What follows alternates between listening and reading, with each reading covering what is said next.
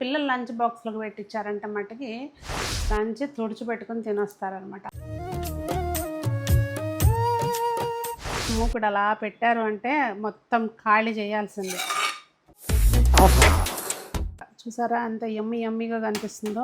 ఈ జన్మమే రుచి చూడడానికి దొరికెరా.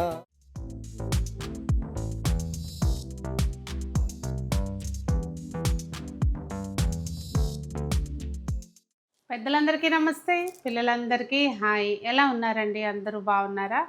మేమైతే చాలా బాగున్నాం. మీరు కూడా చాలా చాలా బాగున్నారని ఆశిస్తున్నాను.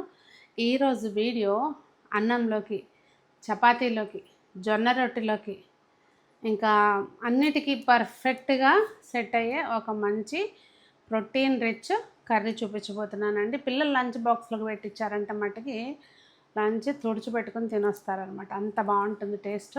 ఇంకెక్కువ ఊరిస్తాను అనుకోకుండా రెసిపీ చూసేద్దాం.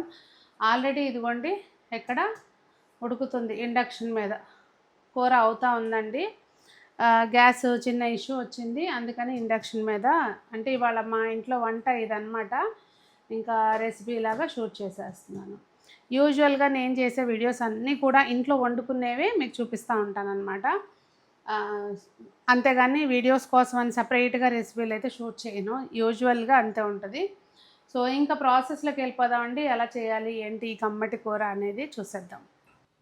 ఇప్పుడు మనం స్టెప్స్ వైజ్గా చేసుకుంటే, ఫస్ట్ స్టెప్ మనం మసాలా ప్రిపేర్ చేసుకోవాలండి. ఒక గుప్పెడు వేయించి పొట్టు తీసిన పల్లీలు. ఇది మనం పచ్చివి కూడా వేసుకోవచ్చండి నానబెట్టి, అది డిఫరెంట్ టేస్ట్ వస్తుంది. అలాగే ఒక గుప్పెడు జీడిపప్పు. ఇవి మనం కొంచెం సరిపడిన వాటర్ పోసుకుని చక్కగా పేస్ట్ లాగా చేసుకోవాలి. ఇదిగోండి, ఇది మంచిగా క్రీమ్ లాగా అయిపోవాలి మనకి ప్రాపర్గా. కొంచెం వాటర్ ఎక్కువ పడి నాకు.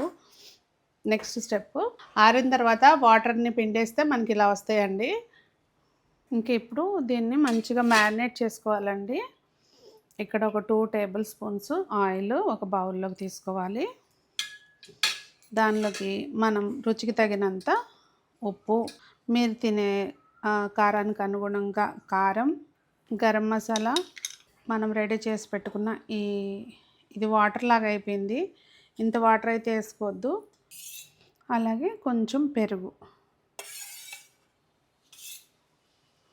ఒకవేళ మీకు ఎక్కువ గ్రేవీ కావాలి అనుకుంటే ఈ పెరుగు కానివ్వండి, లేదు అంటే పల్లీలు కానివ్వండి, ఇంకా క్వాంటిటీ కొంచెం పెంచుకోవాలన్నమాట. అది ఇదంతా కూడా మంచిగా మిక్స్ చేసేసుకుని దీనిలోకి మనం బాయిల్ చేసి పెట్టుకున్న సోయాబీన్ అది మంచిగా కలిపేసుకోవాలి. ఇట్లా పెరుగు తరకలు లేకుండా మిక్స్ చేసేసుకోవాలి.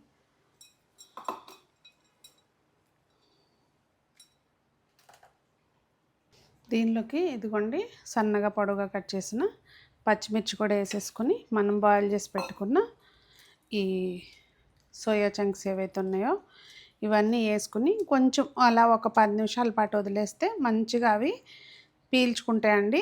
ఈ మనం వేసిన ఉప్పు, కారం, మసాలాలు అన్నీ చక్కగా పీల్చుకుని చప్పగా లేకుండా చాలా బాగుంటుంది.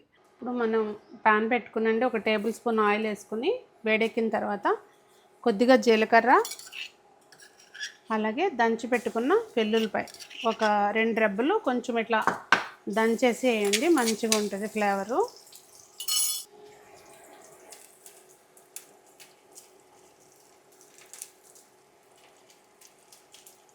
అలాగే ఇది కాశ్మీరీ మిర్చి ఉంటుంది కదండి, అది ఉంటే వేసుకోండి, లేకపోతే మనం మామూలు మిర్చి అయినా ఎండుమిర్చి కంపల్సరీ వేయండి.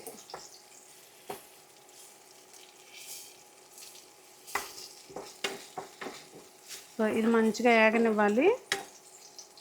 ఇది మంచిగా వేగిన తర్వాత సన్నగా కట్ చేసుకున్న మీడియం సైజు 2 ఉల్లిపాయలు వేసేసుకొని చక్కగా, బాగా ఏమి వేగవసరం లేదండి, కొంచెం ఇలా జస్ట్ ఆ పచ్చివాసన పోయే వరకు వేయించుకోవాలి.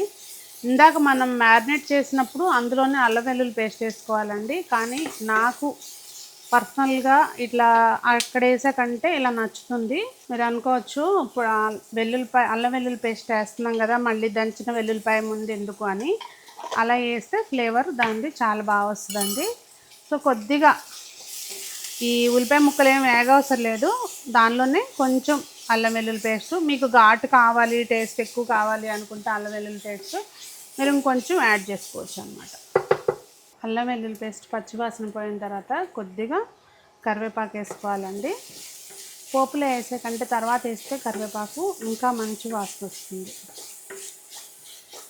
ఉల్లిపాయ మరీ బ్రౌన్ కలర్లోకి వచ్చేంతగా వేగవసరం లేదండి, మనకి ఇట్లా వేగితే చాలు. ఈ టైంలో మనం మ్యారినేట్ చేసి పెట్టుకున్న ఈ మిశ్రమం అంతా వేసేసుకోవాలి. ఒకసారి అలా కలిపేసుకుని కొంచెం మనం మూత పెట్టేసి మంచిగా ఉడకనివ్వాలండి. ఇందులోనే కొంచెం ఒకసారి ఉడికిన తర్వాత మనం సరిపడినంతగా నీళ్ళు అనేవి పోసుకోవాలి. ఇది చూస్తున్నారా, అట్లా ఉడుకుపట్టడం మొదలైన తర్వాత కొద్దిగా మీకు ఎలా కావాలి, థిక్గా కావాలా లేదంటే కొంచెం పలుచగా కావాలా అనే దాన్ని బట్టి మీరు నీళ్ళు అనేవి మీకు అనుగుణంగా పోసుకోండి. ఒకసారి కలిపేసుకొని మూత పెట్టేద్దాం. మనము గ్యాస్ ఆఫ్ చేసిన తర్వాత కూడా కూర కొంచెం థిక్గా అవుతుందండి. దానికి అనుగుణంగా చూసుకుని నీళ్ళు అనేది మనం గ్యాస్ అనేది ఆఫ్ చేసుకోవాలి. ఆయిల్ చాలా లిమిటెడ్గా వేసాం కనుక మనకి పైన ఆయిల్ తేలేంత అయితే రాదు. సో మంచిగా మనం ఒకసారి గ్రేవీ చెక్ చేసుకుంటే ఆ టేస్ట్ అనేది దాదాపుగా 7 నుంచి 8 నిమిషాల పాటు ఉడికితే మనకి కరెక్ట్గా కూర అనేది రెడీ అయిపోతుందండి. ఇంకా ఒకసారి గ్రేవీ టేస్ట్ చూసుకుంటే మనకు అర్థమైపోతుంది ఆ పచ్చిదనం అంతా పోయిందా లేకపోతే ఎట్లా ఉంది ఏంటి అనేది మనకు అర్థమైపోతుంది. ఇంకొక 2 to 3 మినిట్స్ ఉడికితే అయిపోతుందండి కర్రీ. నేను మళ్ళీ ఆఫ్ చేసే ముందు కూడా చూపిస్తాను మీకు. చూసారా, చూడ్డానికి మనకి మటన్ కర్రీ లాగుంది కదా, టేస్ట్ కూడా అసలు ఒక రేంజ్లో ఉంటుందండి. దీనికి మనం కడాయి సోయాబీన్ అని పేరు పెడితే బాగుంటుందేమో. చాలా చాలా బాగుంటుందండి. ఒక్కసారి ట్రై చేశారంటే ఇంకా మీ ఫ్యామిలీ అంత ఫిదా అయిపోయి తింటారనమాట మీ వంటకి. అంత బాగుంటుంది, మళ్ళీ మళ్ళీ అడిగి తింటారు. సో ఫోటో కోసం చెప్పి నేను ఇందులో డిష్ అవుట్ చేస్తున్నాను. లేదు అంటే మూకుడు అలా పెట్టారు అంటే మొత్తం ఖాళీ చేయాల్సిందే. సో మొత్తానికి డిష్ అవుట్ చేస్తానండి. ఒక్కసారి ఒక్క ముద్దలోకి తిన్నారు అంటే ఇంకా మీ వంటలకి అలా ఫిదా అయిపోవాల్సిందే అనమాట. చూసారా అంత యమ్మీగా కనిపిస్తుందో. కనిపించడమే కాదండి, రుచి కూడా అలాగే ఉంటుంది. మాటలు లేవు, మాట్లాడుకోవటాలు లేవు, తినడమే ఇంకా అంతే. అంత బాగుంది.